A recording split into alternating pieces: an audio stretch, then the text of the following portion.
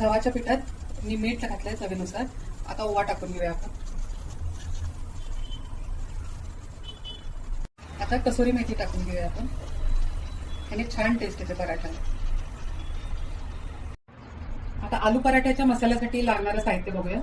2 चमचे जिरे, 8-10 हिरव्या मिरच्या, मुठभर कोथिंबीर बारीक चिरलेली, 1 गड्डी लसूण, 2 इंच आलं.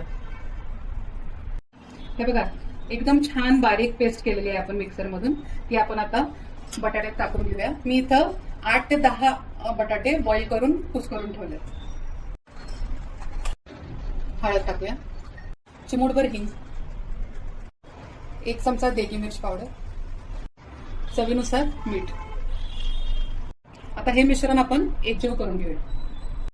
आता मिश्रण एकजीव झाल्यावर काहीसं असं दिसेल. आता मळलेल्या पिठाचे आपण गोळे करून घेतल्यात.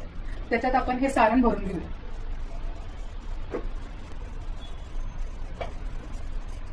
थोडं एक फुलका साईजची पोळी लाटून घेऊया.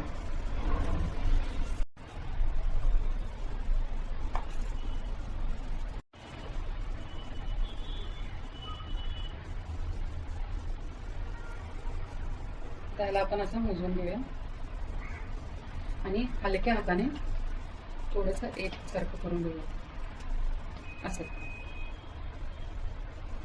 आता आपण हे हलक्या हाताने लाटून घेऊया पराठा.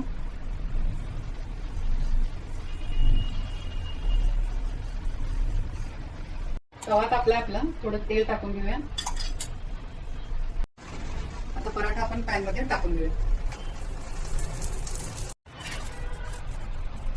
व्यवस्थित त्याला तेल लावून घेऊया आणि खरपूस भाजून घेऊया पराठे.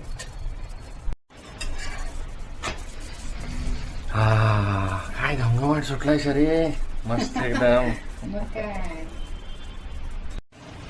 वा वा वा वा, भरभरून बटर.